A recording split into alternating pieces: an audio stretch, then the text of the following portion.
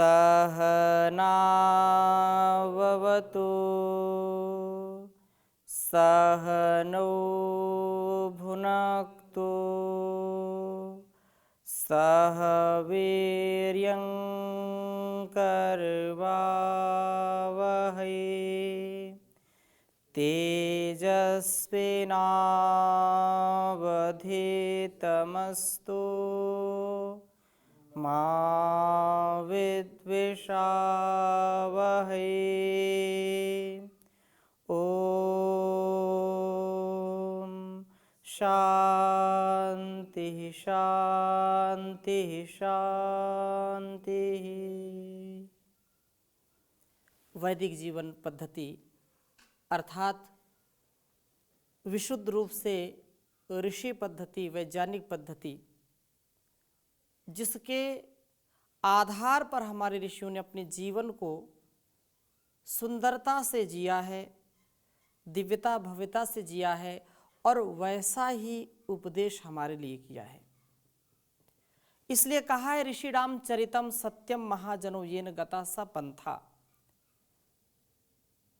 संश्रुतेन गमे मही मां श्रुतेन विराधसी।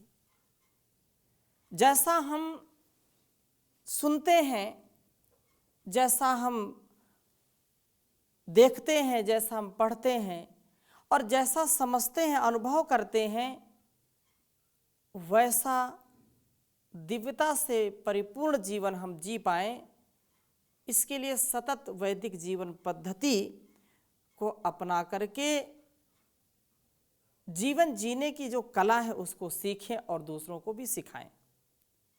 क्योंकि वेद का पढ़ना, पढ़ाना, सुनना, सुनाना तथा आचरण में लाना ये हम सब का परम कर्तव्य है।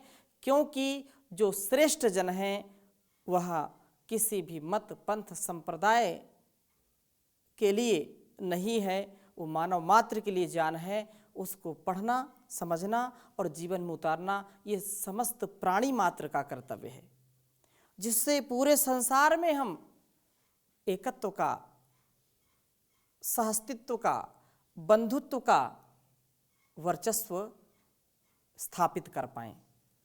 तो बहुत ही सुंदर चर्चा चल रही थी। पिछली कक्षा में हमने ऋग्वेद के प्रथम मंडल के 117वें सूक्त के अंतिम मंत्र अर्थात 25वें मंत्र पर कुछ चर्चाएं हमने की थी और वहाँ यह बात कही थी, ओम एतानि वामश्विना वीर्याणि पूर्वण्यायवोचन ब्रह्म कृण्वन्तो वृष्णा युवाभ्याम सुवीरासो विदथमा वदेम। कहा है कि हम प्राण साधना से निरंतरता पूर्वक अपना ज्ञान भी बढ़ाते हैं, हमारा ज्ञान बढ़ता है प्राण साधना के द्वारा और हम वीर बनते हैं, शक्तिशाली बनते हैं, धीर गंभीर बन जाते हैं। और तीसरी बात क्या है, हमारा जीवन यज्ञमय हो जाता है, यज्ञमय जीवन वाले होते हैं, कल्याणकारी जीवन वाले होते हैं। इसलिए हम चाहे ब्रह्मचारी हों, चाहे गृहस्थी हों, चाहे वानप्रस्थी हों, चाहे सन्यासी हों, चारों आश्रमों में, चारों अवस्थाओं में हमको प्राण साधना में प्रमाद नहीं करना चाहिए। प्राण साधना से विद्यार्थी काल भी बहुत सुंदरतम होता है, गृहस्थ काल भी बहुत सुंदरतम हो जाता है, वानप्रस्थ भी और सन्यास भी।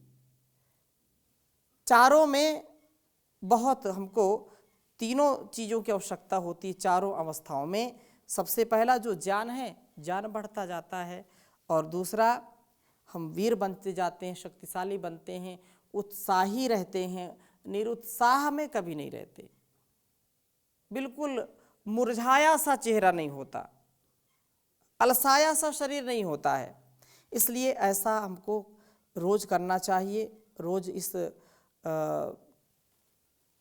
अनुष्ठान को, इस विद्या को आगे बढ़ाने का प्रयास करना चाहिए। जी डॉक्टर साहब कोई प्रश्न था? ओम प्रणाम स्वामी जी। जी स्वामी जी भी इसमें आ रहा था कि जैसे आपने बताया कि हम राम नाम सत्य बोलते हैं, जब शमशान में जाते हैं तो किसी पार्टी में जाते हैं या किसी उत्सव में जाते हैं तो वहाँ नहीं बोल सकते, ये तो सत्य है व्यवहारिक। लेकिन जो ये कहा जाता है कि मनसा वाचा कर्मणा, जो हम मन में सोचें वही वाणी में भी हमारे हो, वैसा ही कर्म में हो। अगर हम ऐसा नहीं करते तो हम वेदों के अनुकूल आचरण नहीं कर रहे होते हैं। जी तो इसमें और समाज में जो अभी जैसे आपने बताया कि हम कुछ होता है कि कुछ बोलना चाहिए, वो नहीं कहना चाहिए जानते हुए भी, वाणी में मन में पता है लेकिन वो वाणी में नहीं बोलना चाहिए, जी वाणी में भी ला देते हैं तो उसे कर्म में नहीं परिणित करना चाहिए, ऐसा भी समाज में होता है। तो इसमें डिफरेंस क्या है, वैदिक किसको माने, जैसे हम लोग हैं तो किसको स्वीकार करें, बताएं थोड़ा इस पर। ओम। जी बहुत सुंदर बात पूछी है। पिछली हमने कक्षा में चर्चा की थी कि जैसे ज्ञान की बात है, प्राणायाम करने से, ध्यान करने से हमारा सबसे पहला क्या है, ज्ञान बढ़ता है, विवेक बुद्धि हमारी हो जाती है। विवेकवती बुद्धि से हम क्या करना क्या नहीं करना, कहाँ पर कैसा व्यवहार करना कहाँ पर नहीं करना, इसका सामर्थ्य धीरे धीरे अर्जित हो जाता है, गंभीरता आ जाती है। हम निराश नहीं होते, हताश नहीं होते हैं, परंतु हमारे अंदर का जो चांचल्य स्वभाव है, जो चंचल प्रवृत्ति है, वो धीरे धीरे स्थिर मति वाली हो जाती है। और स्थिर मति से जब हम गति करते हैं तो उससे प्रगति होती है, उससे दुर्गति नहीं होती है। चर्चा की थी कि कोई कार्य चल रहा है, यदि हम शब्दों के चयन में कहीं पर त्रुटि कर देते हैं अथवा शब्द एक ही होते हैं, देश काल परिस्थिति में हम अपने भाव भंगिमा को परिवर्तित ना करें तो फिर उससे लोक व्यवहार में कहीं ना कहीं दोष आ जाता है। यद्यपि एक योगी का जो जीवन होता है वो बिल्कुल एक जैसा होता है, निजी जीवन में ऐसा होना चाहिए, परंतु जब हम लोक में लोगों के बीच में हों तो वहाँ पर सच्चे हृदय से, सद्भाव से, सत्य को रखते हुए, तथ्य को रखते हुए भी हमको, जैसे शमशान में है, किसी के यहाँ किसी का देहांत हुआ है, हम शोक सभा में हैं, तो वहाँ पर हम वैसे ही भाव भंगिमा में अपने को रखें तो एक जो लोक व्यवहार है वो समझ में आती है। इसका तात्पर्य ये नहीं कि हमारा दोहरा चरित्र हो गया, ऐसा कभी विचार नहीं करना चाहिए कि नहीं, बात तो की जा रही है कि योगी हमेशा प्रसन्न रहता है, योगी हमेशा सुखी रहता है, कभी दुखी नहीं होता, लेकिन किसी शोक सभा में जाकर के दुखी हो गए, नहीं, उस शोक सभा की मर्यादा का पालन हमको करना है। हम किसी के यहाँ जब शोक में गए, किसी की मृत्यु किसी की हो गई, चारों ओर लोग बिलख रहे, रो रहे हैं, वहाँ पर हम ब्रह्म ज्ञान देंगे तो कोई स्वीकार नहीं करेगा, परंतु वहाँ भी ब्रह्म ज्ञान देने का तात्पर्य है, लोग दिलासा तो देते हैं कि यह जीवन तो शाश्वत नहीं है, यह अनित्य है, शरीर भी अनित्य है। जो गांव के लोग बिल्कुल एक वेद मंत्र भी नहीं पढ़ा, एक अक्षर भी नहीं पढ़ा, कभी विद्यालय भी नहीं गए, वो भी सांत्वना देते हैं और दूसरों को चुप कराते हैं। तो वहाँ ये भाव तो होना चाहिए। लेकिन यदि कोई जाकर के बोले कि नहीं, दुखी नहीं होना चाहिए, ऐसा तो होता ही है, और वो ब्रह्म ज्ञान देने लगे, तो वो लोगों को अच्छा नहीं लगता है। तो देने का शब्द, ज्ञान देने का भी देश काल और परिस्थिति का ध्यान रखना चाहिए, ये केवल मेरा आशय था। और इससे ऐसा नहीं मन में रखना चाहिए कि इसमें भाव क्या हो जाएगा, हम अंदर से तो प्रसन्न रहें, अंदर से सुखी रहें, लेकिन सुखी रहने का तात्पर्य ऐसा नहीं है कि करुणा से शून्य हो जाए। करुणा तो रहेगी, करुणा रहनी चाहिए, परस्परता रहनी चाहिए, कृतज्ञता रहनी चाहिए, बंधुत्व की भावना रहनी चाहिए, लेकिन यथार्थ को कभी हमको भूलना नहीं चाहिए कि संसार का सत्य क्या है, इसका तथ्य क्या है। उस तथ्य सत्य को जान करके व्यक्ति को लोक व्यवहार आना चाहिए। केवल इतना सा मेरा आशय था, शायद स्पष्ट हो गया होगा। ओम प्रणाम। स्वामी जी, कुछ ऐसा भी है कि जो गृहस्थ रहता है, जो उसके लिए अलग तरह से कुछ व्यवहार है, और जो राजा है उसका अलग व्यवहार है, जो वानप्रस्थी है, सन्यासी है, उसकी वाणी में अलग तरह का होगा। जैसे वो राग द्वेष से मुक्त हो जाता है, लोक तृष्णा पे तृष्णा में तृष्णा तीनों से मुक्त हो जाता है, तो उसे ये भी नहीं रहता है कि सत्य को सत्य कहता है और असत्य जहाँ पर समाज में हो रहा होता तो उसको स्पष्टता से कहता है। वो अपने वर्ण आश्रम धर्म का जो पालन है वो तो रहेगा ही रहेगा जी उससे कोई अलग नहीं हो सकता है। ये वो राजा है तो जब राजगद्दी पर बैठेगा, सिंहासन पर बैठेगा तो शासन की ही बात करेगा। वहाँ पर प्रजा के साथ न्याय हो, उसका चाहे उसमें स्वयं का पुत्र या पुत्री क्यों ना आते हों, वो न्याय ही करेगा। लेकिन जब सिंहासन से वो उतरता है तो उसके अंदर एक पिता भी होता है, एक पति भी होता है, एक भाई भी होता है। वह चाहे न्यायाधीश हो, चाहे कोई सिपाही हो, कोई अधिकारी हो, नेता हो, कोई भी हो, जब वह कोई ऑफिसर होता है, ऑफिस में जाता है तो किसी का बॉस होता है, तो वहाँ पर वो यदि बिल्कुल ढीला स्वभाव रखेगा तो शासन नहीं चला सकता, अनुशासन नहीं कर सकता है। लेकिन एक योगी का जो स्वभाव है वो अपने कर्तव्य को निभाते हुए भी उसमें निजी जो दुख द्वंद्व सहने का सामर्थ्य होता है वो अन्य लोगों में नहीं होता है। ये तात्पर्य हमको समझना चाहिए कि एक योगी राजा भी हो सकता है, योगी एक कृषक भी हो सकता है, योगी एक सन्यासी भी हो सकता है, योगी एक वानप्रस्थी, एक विद्यार्थी भी हो सकता है। योग साधना की जो यहाँ पर बात चल रही है उसमें 3 चीज़ों का आधान स्वतः ही हो जाता है जो प्राण साधना करता है। वो क्या चीज़ें बताई थी? ज्ञान की प्राप्ति, वीरता की प्राप्ति और यज्ञ जीवन। तो ज्ञान जैसा बढ़ता जाएगा व्यक्ति का, वैसा वैसा वो कर्म स्वधर्म का पालन करता चला जाएगा और उसके अंदर उत्साह बढ़ता जाएगा। विद्यार्थी है तो पढ़ने का उत्साह आएगा, ब्रह्मचर्य का उत्साह आएगा, संयम का उत्साह आएगा। राजा है यदि तो राजा उत्साह में आएगा तो क्या करेगा? प्रजा की रक्षा करेगा, प्रजा का भरण पोषण करेगा, उनकी सुख सुविधाएं देगा उनको। तो ऐसे ही जब यज्ञ बुद्धि आ जाएगी, यज्ञ में जीवन हो जाएगा तो दूसरों के लिए कल्याण की भावना उसके अंदर आ जाएगी, तो मन से भी, वाणी से भी, व्यवहार से भी वह सदा सर्वदा सर्वत्र सबका भला चाहता हुआ कर्मों को करता जाता है। उसमें यथा योग्य व्यवहार का सामर्थ्य आ जाता है। लेकिन इसका तात्पर्य ये कभी नहीं होना चाहिए कि व्यक्ति योगी हो गया तो सब प्रकार से मुक्त हो गया। मुक्त तो हो ही जाता है, लेकिन उसको जितना संवेदनशीलता योगी में होती है उतनी संवेदनशीलता लोक के लोगों में नहीं होती है। जितना यज्ञी भाव, जितना कल्याण की भावना, जितना त्याग की भावना एक योगी के अंदर आती है, प्राण साधना करने वाले व्यक्ति के अंदर आती है, उतनी अन्य किसी के अंदर नहीं आती। अन्य के लोगों के अंदर तो स्वार्थ की भावना आ जाती है और वह स्वार्थ के वशीभूत होकर के स्वयं भी बीच बीच में दुखी होते हैं और दूसरों को भी दुख देते हैं। तो यह तात्पर्य यहाँ पर बताया है। तो कहा है कि प्राण साधना से हमारा शरीर रथ बड़ा सुंदर होता है और इस रथ सुंदर से हमारा जो प्रभु की प्रेरणा हमको मिलती रहती है।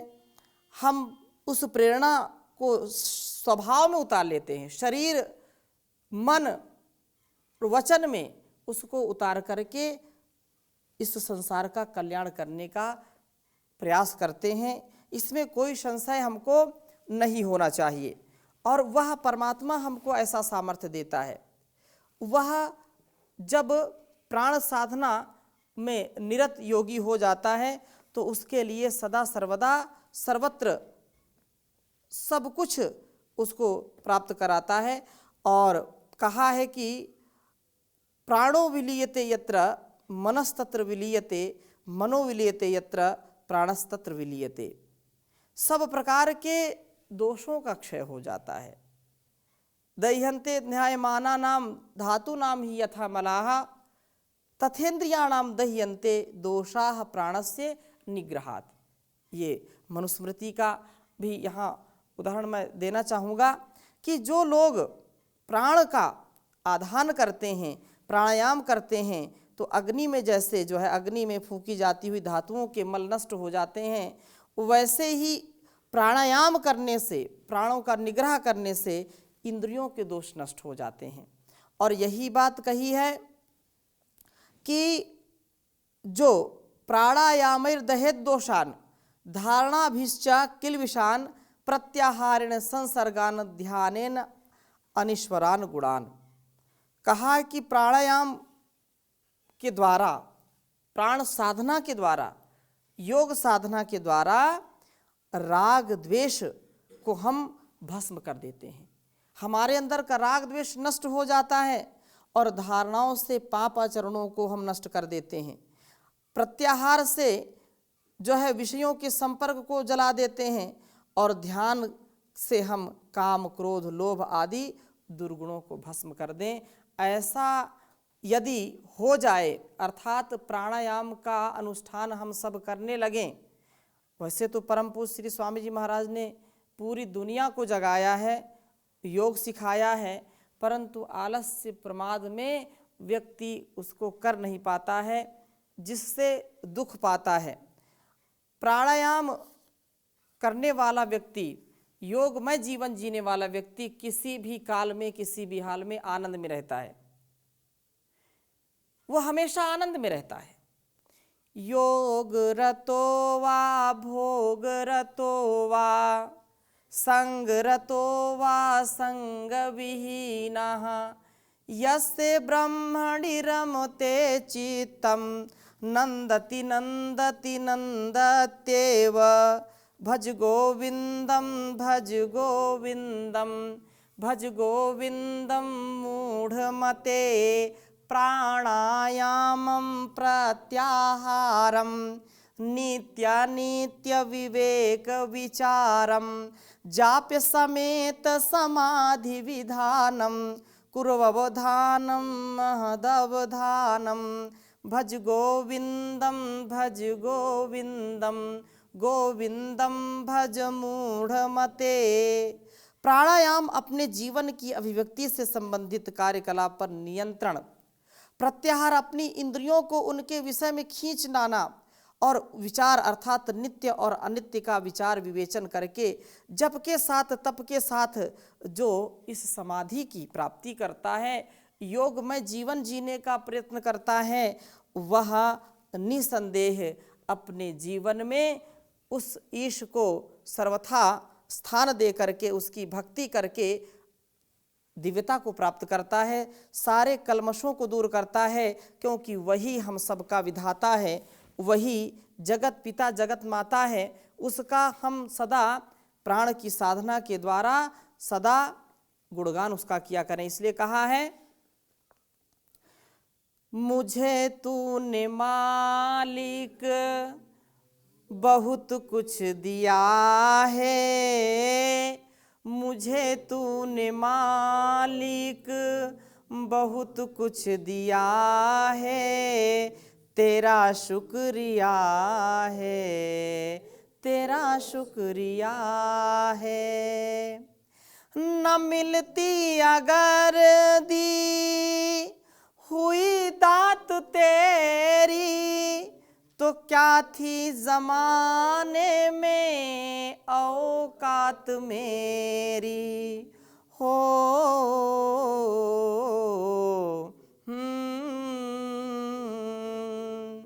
न मिलती अगर दी हुई दात तेरी, तो क्या थी जमाने में औकात मेरी।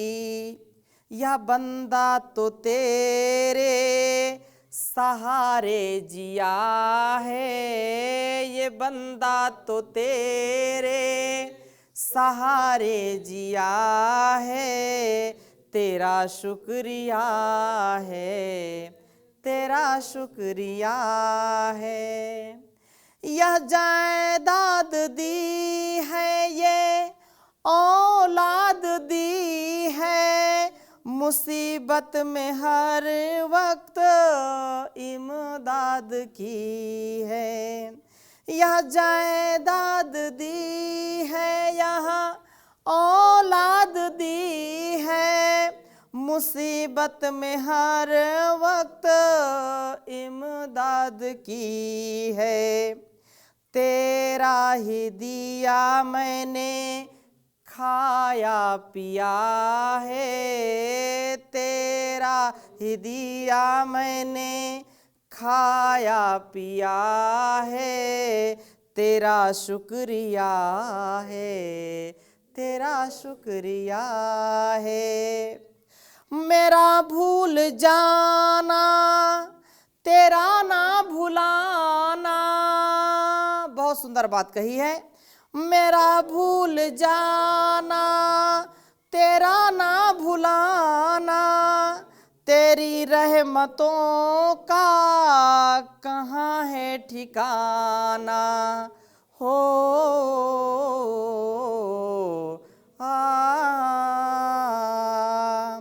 मेरा भूल जाना तेरा ना भुलाना, तेरी रहमतों का कहाँ है ठिकाना।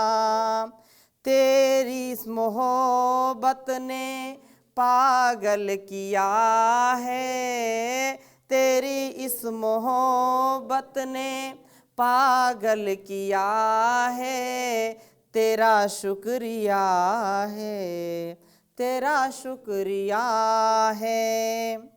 तेरी बंदगी से मैं बंदा हूँ मालिक, तेरे ही कर्म से जिंदा हूँ मालिक।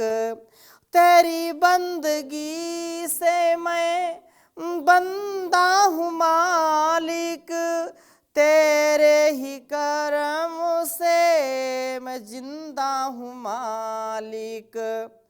तुम्ही ने तो जीने के काबिल किया है, तुम्ही ने तो जीने के काबिल किया है, तेरा शुक्रिया है, तेरा शुक्रिया है।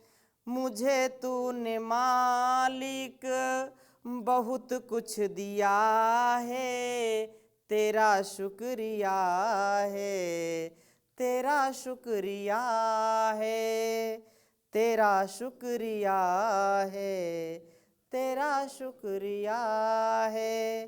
तो उस प्रभु का गुणगान हम करते जाएं, क्योंकि वही सब कुछ देने वाला है। और प्राण की साधना जो प्राणायाम है, इससे हर बाधाओं को हम दूर करके जीवन को सुंदर बना सकते हैं।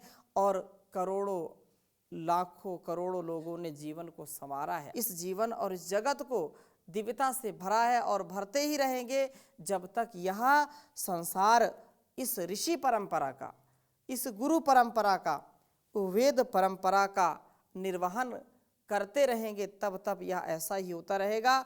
तो इस जो मंत्र में जो बात कही है कि सुवीरासो विरथमा वदेमा, कि हम ज्ञानपूर्वक स्तोत्रों का आवदेमा सदा उच्चारण करें, हम प्रभु स्तवन करने वाले बने, यज्ञ जीवन वाले बने, दूसरों के कल्याण के लिए हमारा जीवन हुआ है। यदि हम दूसरों के लिए सुख का आधार नहीं कर सकते तो उनको दुख देने का हमारा कोई अधिकार नहीं है। यदि हम किसी के जीवन को दे नहीं सकते, किसी को अभयदान नहीं दे सकते, तो किसी के जीवन लेने का हमारा कोई अधिकार नहीं है। हमारा कोई अधिकार नहीं कि हम किसी को दुख दें। इसलिए हमारा सदा सर्वदा यह कर्तव्य होना चाहिए कि हम उस ब्रह्म ज्ञान को, उस वेद ज्ञान को जिस परमात्मा ने हमको दिया है उसको हम आत्मसात करें और सदा सर्वदा सर्वत्र इस भक्तिमय, ज्ञानमय, यज्ञमय जीवन को संसार के कल्याण के लिए लगाते चले जाएं। क्योंकि भर्तृहरि भी कहते हैं कि परोपकार से सारा संसार चलता है। ये संसार में जो भी हम देखते सुनते हैं वो परोपकार के लिए है, वह हमारे लिए है, हमारे जीवन के परिष्कार के लिए है, उत्कर्ष के लिए है। तो हमारा जीवन भी किसी के परिष्कार के लिए हो, किसी के उत्थान के लिए हो, किसी के पतन के लिए नहीं हो। हमेशा याद रखना चाहिए कि यदि मैं किसी के जीवन को उत्थान की ओर नहीं ले जा सकता हूं तो पतन किसी का मेरे कारण होना नहीं चाहिए। तो ऐसी शुभ भावना, मंगल कामना के साथ हम जीवन को दिव्यता से जीने का प्रयास करें। इन्हीं शुभ कामनाओं के साथ आज की कक्षा को यहीं पर विराम देते हैं। शेष चर्चा नए मंत्र के साथ नए सूक्त में करेंगे। ओम शांति शांति शांति।